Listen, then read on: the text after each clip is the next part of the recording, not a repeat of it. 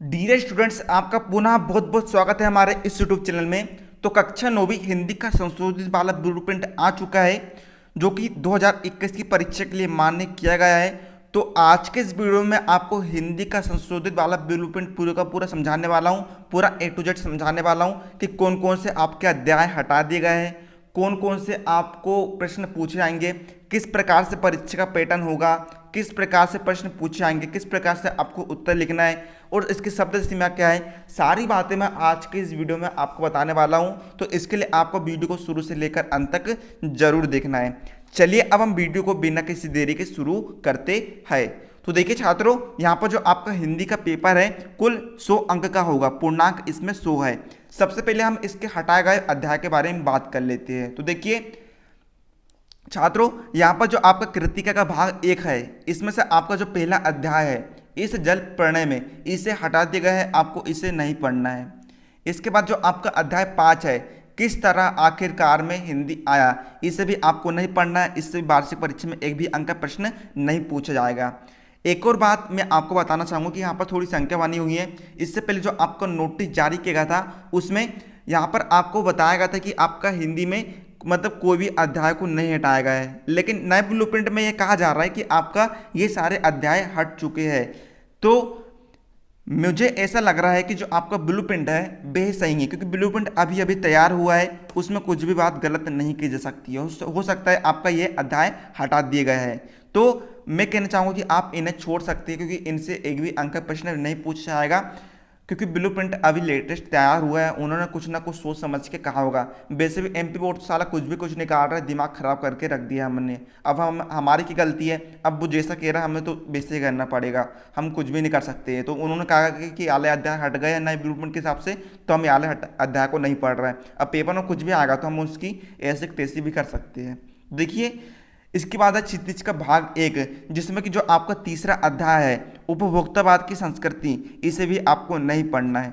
इसके बाद अध्याय 5 नाना साहब की पुत्री मैना देवी को भस्म कर दिया गया है, इसे भी आपको नहीं पढ़ना है, इससे भी परीक्षा में प्रश्न नहीं पूछे जाएंगे। इसके बाद अध्याय 7 मेरे बचपन के दिन, इसे भी आपको नहीं पढ़ना है। इसके बाद अध्याय 8 एक कुत्ता और मैना, इसे भी आपको नहीं पढ़ना है। इसके बाद अध्याय 13 काफ़ी सारे अध्याय को हटा दिए गए हैं। इसके बाद 13 ग्राम श्री, आपको भी इसे नहीं पढ़ना है। अध्याय 14 चंद्रघेना से लौटती बेर, इसे भी आपको नहीं पढ़ना है। अध्याय 15 मेघ आय, इसे भी आपको नहीं पढ़ना है। अध्याय 16 यमराज की दिशा, इसे भी आपको नहीं पढ़ना है। तो इन सारे अध्याय को आपको नहीं पढ़ना है, आप स्क्रीनशॉट लेते जाइए। तो उम्मीद है आपको समझ में आ रहा होगा। इसके बाद चलिए अब हम इनकी शब्द सीमा देख लेते हैं।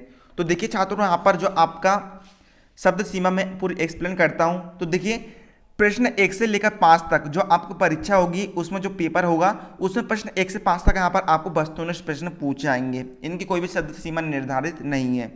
इसके बाद प्रश्न 6 से 16 जो कि 2 अंक के प्रश्न होते हैं, इसमें आपको इनके उत्तर लगभग 30 शब्दों में लिखना है।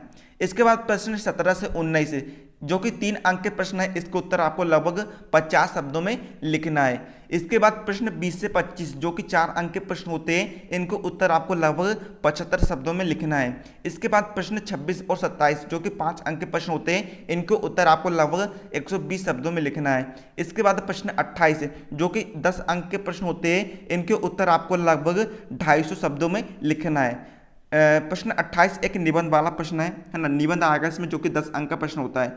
तो देखिए आपको ऐसा नहीं करना है कि साला आप परीक्षा में एक शब्द लेकर बैठ गए, गिनने बैठ गए, 1 शब्द 2 शब्द 3 शब्द, ऐसे आपको नहीं लिखना है। जो आपको जो परीक्षा में कॉपी चेक करता है ना, वे आपके लगभग में देखता है। जैसे कि यहाँ पर लिखा है 250 शब्द, तो जो 250 शब्द का जो उत्तर होता है वह लगभग 2.5 पेज में कंप्लीट हो जाता है। तो यदि वे देखेगा कि आपने इसके उत्तर, निबंध का उत्तर आपने 2.5 पेजों में लिख दिया है, तो वह आपको पूरे में से पूरे अंक दे देगा यदि आपने सही उत्तर लिखा है। तो इस प्रकार से यहाँ पर अंदाजा लगा जाता है। ये आपको परीक्षा में गिनने नहीं बैठ जाना है 1 शब्द 2 शब्द 3 शब्द। यदि आप ऐसे गिनने बैठ गए तो आपको पेपर पूरा हो ही नहीं पाएगा। आप उस 3 घंटे का पेपर 3 दिन में कंप्लीट करोगे। इसके बाद चलिए अब हम ब्लूप्रिंट को अच्छे से समझ लेते हैं। तो देखिए छात्रों, हम ब्लूप्रिंट को समझते हैं। तो देखिए छात्रों, जो आपका ब्रिज कोर्स है वह आपका सबसे बड़ा पोर्शन है, क्योंकि इसमें से आपको टोटल 10 अंक के क्वेश्चन पूछे जाएंगे। ब्रिज कोर्स में आपको जो भी अध्याय है पूरे अध्याय को पढ़ लेना है। तत्सम, तद्भव, मुहावरे, लोकोक्ति, अर्थ एवं प्रयोग सारे यहाँ पर आपको क्वेश्चन पूछे जाएंगे। यदि आप चाहते हो कि मैं आपके लिए ब्रिज कोर्स का कोर्स लेकर आऊँ तो आप मुझे कमेंट करके बता सकते हो। मैं आपके लिए ब्रिज कोर्स का पूरा हल लेकर आ जाऊँगा, बहुत ही अच्छे तरीके से समझाऊंगा। इसके लिए आपको मुझे कमेंट करके बताना है, आपको डिमांड करनी है। तो देखिए इसमें से टोटल आपका यहाँ पर 10 अंक के क्वेश्चन पूछे जाएंगे, जिसमें कि आपको 2 अंक के 2 प्रश्न पूछे जाएंगे। कोई भी क्वेश्चन पूछे जा सकते हैं, जरूरी नहीं है कि इसमें से क्वेश्चन पूछे जाएंगे। कोई भी अध्याय का क्वेश्चन पूछे जा सकते हैं, उसमें काफ़ी सारे अध्याय हैं। इसके बाद 3 अंक वाले यहाँ पर आपको 2 प्रश्न पूछे जाएंगे। यदि आप चाहते हो तो मैं आपके लिए ब्रिज कोर्स का पूरा कोर्स लेकर आ जाऊँगा, बस आपको सपोर्ट करते रहना है। तो देखिए इस प्रकार से यहाँ पर ब्रिज कोर्स का अंक विभाजन किया गया है।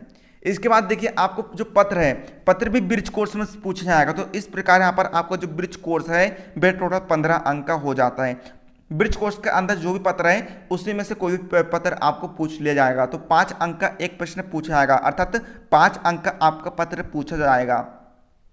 इसके बाद देखिए हम निबंध देखते हैं। तो देखिए निबंध जो है आपका टोटल 10 अंक का होता है, जिसमें कि 7 नंबर जो होते हैं आपको किसी एक विषय पर निबंध लिखना होता है, और 3 नंबर जो होते हैं वे किसी एक विषय पर यहाँ पर आपको रूपरेखा लिखने को कहा जाता है। तो इस प्रकार से यहाँ पर आपको टोटल 10 अंक प्राप्त होते हैं निबंध से।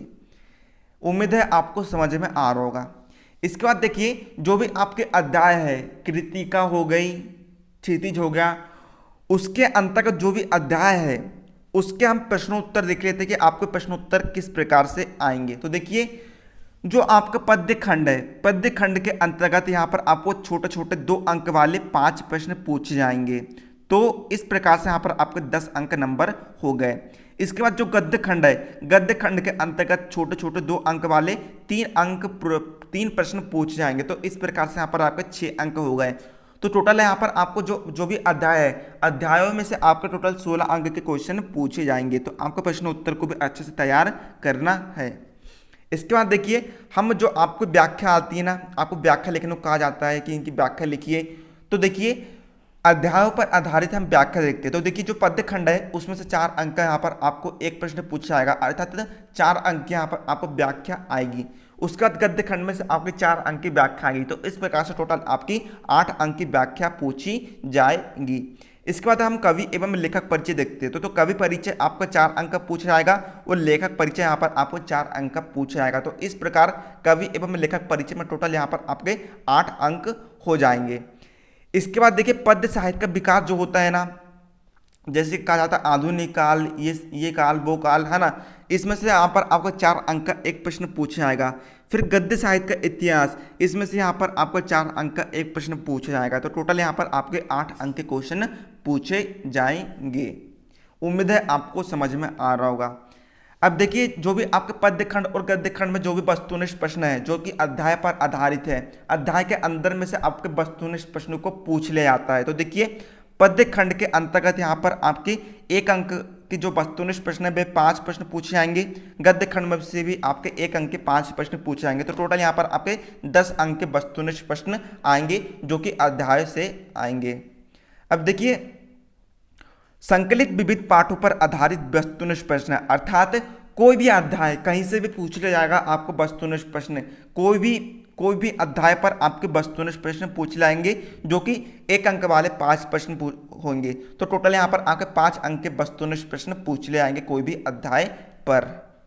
इसके बाद देखिए छात्रों भाषा बोध के अंतर्गत आपको ये सारे अध्याय उपसर्ग, प्रत्यय, देशज, आग शब्द, रूढ़, यौगिक, युगरूढ़, बर्तन परिचय एवं सुधार परिवाची, विलोम अलंकार्थी, समास शब्द, निपात शब्द, मुहावरे क्रिया, इनमें से आपके वस्तुनिष्ठ प्रश्न पूछे जाएंगे जो कि 5 अंक के होंगे, अर्थात 5 प्रश्न पूछे जाएंगे।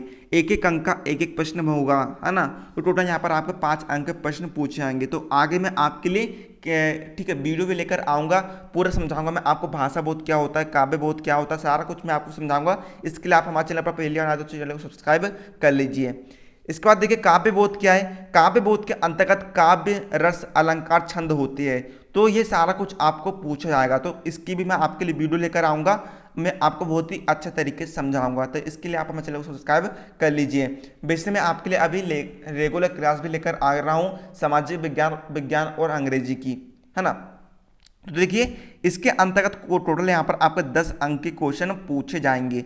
जैसे में कि 1 अंक के यहाँ पर आपके 5 प्रश्न पूछे जाएंगे, 2 अंक का 1 प्रश्न पूछा जाएगा और 3 अंक वाला यहाँ पर आपको 1 प्रश्न पूछा जाएगा। इस प्रकार से यहाँ पर आपको टोटल 10 अंक के क्वेश्चन पूछे जाएंगे। तो आपको कुछ भी पूछ सकता है, या तो आपको काव्य में से क्वेश्चन पूछा जा सकता है, या तो आपको रस में से क्वेश्चन पूछा जा सकता है, या फिर अलंकार में से क्वेश्चन पूछा जा सकता है, या फिर छंद में से क्वेश्चन पूछा जा सकता है। तो आपको सारा कुछ तैयार कर लेना है। इसके बाद देखिए आपको एक अपठित गद्यांश आता है, ऐसा गद्यांश जिसे हमने पढ़ा ना हो। कोई भी गद्यांश पूछा जा सकता है जो कि यहाँ पर आपको 5 अंक का होगा। तो इस प्रकार से यहाँ पर आपको टोटल अंक विभाजन किया गया है। तो आपको सारा कुछ अच्छे से तैयार कर लेना है। तो उम्मीद है आपको समझ में आ गया होगा। तो देखिए आपको पत्र निबंध ये सारी जो चीज़ें होती है भैया काफ़ी अच्छे नंबर दिला देती है। आपको एक ही बार पढ़ने से याद हो जाती है। तो आपको इन चीज़ों पर ज़्यादा फोकस देना है। तो चलिए अब हम सारा पेपर की समरी समझ लेते हैं कि आपको सारा पेपर किस प्रकार से पूछा जाएगा। तो देखिए वस्तुनिष्ठ प्रश्न जो कि 1-1 अंक के होते हैं उसके टोटल यहाँ पर आपको 25 प्रश्न पूछे जाएंगे। इस प्रकार से यहाँ पर आपको 25 अंक प्राप्त हो जाएंगे। उसके बाद 2 अंक यहाँ पर आपको 11 प्रश्न पूछे जाएंगे। तो इस प्रकार से यहाँ पर आपको 22 अंक प्राप्त हो जाएंगे। उसके बाद 3 अंक वाले यहाँ पर आपको 3 प्रश्न पूछे जाएंगे। तो यहाँ पर आपको 3 या 9 अंक प्राप्त हो जाएंगे। 4 अंक के आपको 6 प्रश्न पूछे जाएंगे तो 24 अंक यहाँ पर आपको प्राप्त हो जाएंगे। 5 अंक के यहाँ पर आपको 2 प्रश्न पूछे जाएंगे तो आपको 10 अंक प्राप्त हो जाएंगे। 10 अंक में यहाँ पर आपको एक निबंध पूछा जाएगा तो निबंध से आपको 10 अंक प्राप्त हो जाएंगे। तो कुल मिलाकर यहाँ पर आपको जो हिंदी का पेपर है कुल 100 अंक का होगा। 100 अंक प्राप्त करने के लिए आपको टोटल 28 प्रश्नों को टोटल सही आंसर देने पड़ेंगे। तो इस प्रकार से मैंने आपको सारा कुछ A to Z जानकारी दे दिया हूँ। ब्लूप्रिंट की हटाए गए अध्याय की सारी कुछ जानकारी मैंने आपको दे दिया हूँ। यदि आपको वीडियो पसंद आता तो वीडियो को लाइक कर देना और हमें कमेंट करके बताना कि आपको वीडियो कैसा लगा। और यदि आपको कोई भी कठिनाई आए तो मुझे कमेंट करके बता देना, मैं आपको उसका हल बता दूंगा। तो मिलते हैं अगली वीडियो, तब तक के लिए जय हिंद जय भारत।